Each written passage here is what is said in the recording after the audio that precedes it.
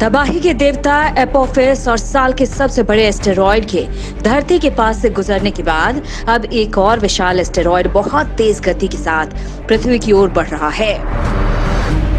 ये asteroid football के मैदान के आकार का है और इसी वजह से नासा के वैज्ञानिक एस्टेरॉयड 2021 AF8 पर पैनी नजर बनाए हुए हैं। वैज्ञानिकों के मुताबिक ये एस्टेरॉयड 4 मई को धरती के पास से गुजरेगा। छोटा है लेकिन है काफी खतरनाक।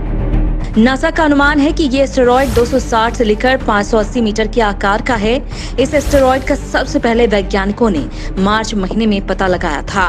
अमेरिकी अंतरिक्ष एजेंसी ने कहा कि अंतरिक्ष में पृथ्वी के पास से गुजरे अन्य बड़े एस्टेरॉयड की तुलना में ये 2021 AF8 काफी छोटा है, लेकिन फिर भी ये काफी खतरनाक है। एजेंसी ने कहा कि 2021 AF8 9 किलोमीटर प्रति सेकंड की रफ्तार से पृथ्वी के पास से गुजर रहा है। अगले 100 सालों तक नासा की नजर। वैज्ञानिकों ने बताया कि ये एस्टेरॉयड करीब 34 लाख किलोमीटर की दूरी से सुरक्षित गुजर सकता है। इसके बाद भी अंतरिक्ष विज्ञानी अपोलो श्रेणी के इस एस्टेरॉयड पर बारीकी से नजर रखे हुए हैं। इस एस्टेरॉयड को नासा ने संभावित रूप से खतरनाक एस्टेरॉयड की श्रेणी में रखा है। निपटने की तैयारी में जुटे वैज्ञानिक। धरती पर एस्टेरॉयड के टकराने के मंडराते खतरे के बीच अमेरिकी वैज्ञानिक अब इससे निपटने की तैयारी में जुट गए हैं। अमेरिकी वैज्ञानिक अब इन एस्टेरॉयड को धरती की कक्षा से दूर भेजने के लिए एक वैकल्पिक तरीके पर जुट गए हैं। वैज्ञानिकों ने सुझाव दिया है कि कुछ मामलों में परमाणु हथियार के इस्तेमाल का विकल्प गैर परमाणु हथियार के विकल्प से ज्यादा बेहतर रहेगा।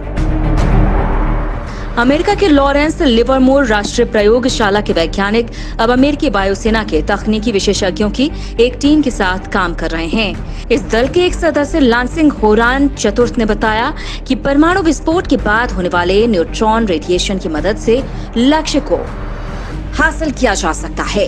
उन्होंने कहा कि एक्सरे की तुलना में न्यूट्रॉन ज्यादा अंदर तक घुस सकते हैं। होरान ने कहा कि इसका मतलब ये हुआ कि न्यूट्रॉन एस्टेरॉयड की सतह पर मौजूद मटेरियल को ज्यादा बड़ी मात्रा में गर्म कर सकता है। इससे एक्सरे की तुलना में न्यूट्रॉन एस्टेरॉयड को पृथ्वी की कक्षा से हटाने में ज्यादा प्रभावी हो सकता है।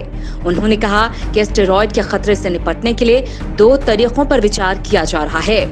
पहले तरीके में ऊर्जा के जोरदार हमले से एस्टेरॉयड को कई छोटे छोटे टुकड़ों में तबाह कर दिया जाएगा।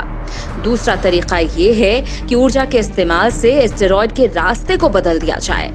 होरान ने कहा कि एस्टेरॉयड को तबाह करने के विकल्प का इस्तेमाल उस समय किया जाएगा जब समय कम होगा या वो एस्टेरॉयड बहुत छोटा होगा। अमेरिकी अंतरिक्ष एजेंसी नासा के मुताबिक आने वाले 100 सालों में फिलहाल 22 ऐसे एस्टेरॉयड्स हैं जिन्हें पृथ्वी से टकराने की थोड़ी सी संभावना है। धरती को नुकसान पहुंचा सकते हैं ये एस्टेरॉयड।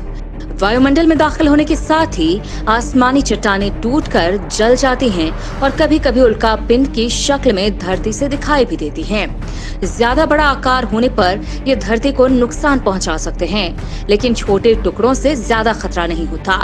वहीं आमतौर पर ये सागरों में गिरते हैं क्योंकि धरती के ज्यादातर हिस्से पर पानी ही मौजूद है।